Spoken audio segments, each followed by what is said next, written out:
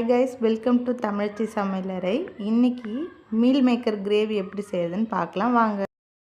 Meal maker 2 தக்காளி அரிஞ்சு எடுத்துக்கலாம், 4-5 பல்லு பூண்டு எடுத்துக்கலாம், ஒரு பெரிய வெங்காயத்தை நல்லா மெல்லிசாக அரிஞ்சு எடுத்துக்கலாம், கொஞ்சமாக கருவேப்பிலை எடுத்துக்கலாம், ஒரு ஸ்பூன் குழம்பு மிளகாத்தூள் எடுத்துக்கலாம், ஒரு அரை ஸ்பூன் அளவுக்கு வரமிளகாத்தூள் எடுத்துக்கலாம், 1/4 ஸ்பூன் அளவுக்கு மிளகுத்தூள் எடுத்துக்கலாம், கொஞ்சமாக கரம் மசாலா எடுத்துக்கலாம், கார்னிஷ்க்கு கொத்தமல்லி எடுத்துக்கலாம். ஒரு 2 கிளாஸ் அளவுக்கு தண்ணி ஊற்றி அதில் கொஞ்சமாக ஸ்பூன் அளவுக்கு உப்பு சேர்த்துக்கலாம்.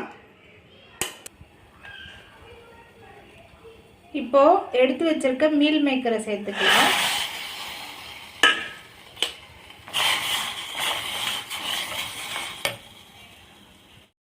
தண்ணி கொஞ்சம் சூடானதுக்கப்புறமா நம்ம கேஸ் ஆஃப் பண்ணிவிட்டு 1 நிமிஷம் அளவுக்கு மூடி வச்சிடலாம். ஃபஸ்ட்டு கொஞ்சமாக எண்ணெய் சேர்த்துக்கலாம், 2 கிராம்பு சேர்த்துக்கலாம், கொஞ்சமாக பட்டை சேர்த்துக்கலாம், நறுக்கி வச்சுருக்க பூண்டு சேர்த்துக்கலாம்,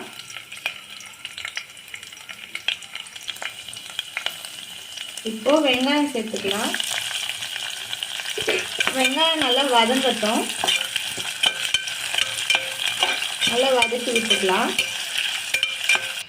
இப்போ 1 நிமிஷம் ஆயிடுச்சு. மீல் மேக்கரை நம்ம தண்ணியை நீர்த்துட்டு எடுத்துக்கலாம். பாருங்கள், நல்லா தண்ணியை நீர்த்து எடுத்தாச்சு. வெங்காயத்தை நல்லா வதக்கிடுங்க.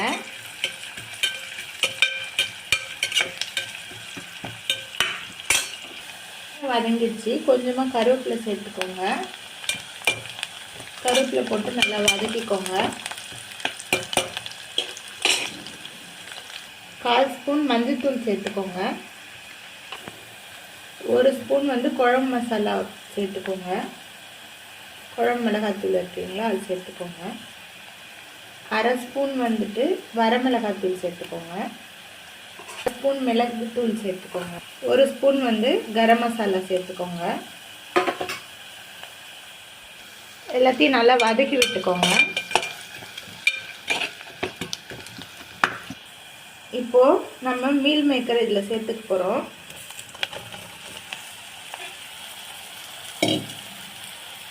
சேர்த்து நல்லா இப்போ கிளறி விட்டுக்கலாம்.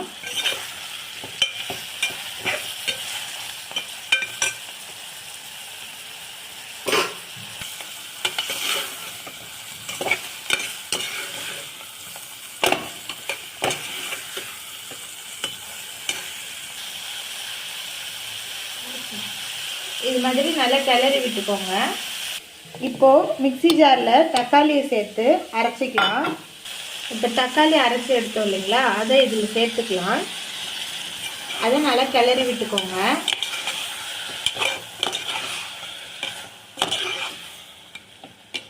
ஒரு 1/4 டம்ளர் அளவுக்கு தண்ணி சேர்த்துக்கோங்க. அந்த தக்காளி தண்ணியை கூட சேர்த்துக்கலாம். இப்போது இன்னொரு வாட்டி நல்லா கிளறி விட்டுக்கோங்க. கொஞ்சம் நல்லா கொதி வரட்டும். இப்போ தேவையான அளவு உப்பு சேர்த்துக்கலாம். நம்ம ஏற்கனவே மீல் மேக்கரில் கொஞ்சம் உப்பு சேர்த்துருக்கிறதுல பார்த்து சேர்த்துக்கோங்க. இப்போ ஒரு 1 மினிட் வரைக்கும் மூடி போட்டு வச்சிடலாம். அவ்வளோதான், எம்மையான மீல் மேக்கர் கிரேவி ரெடி ஆகிடுச்சு.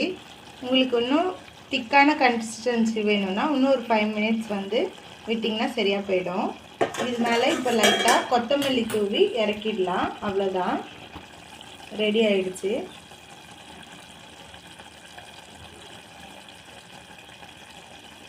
வெள்ளை சாதம், தோசை, இட்லி, சப்பாத்தி எல்லாத்துக்குமே நல்லா டேஸ்ட்டாக இருக்கும்.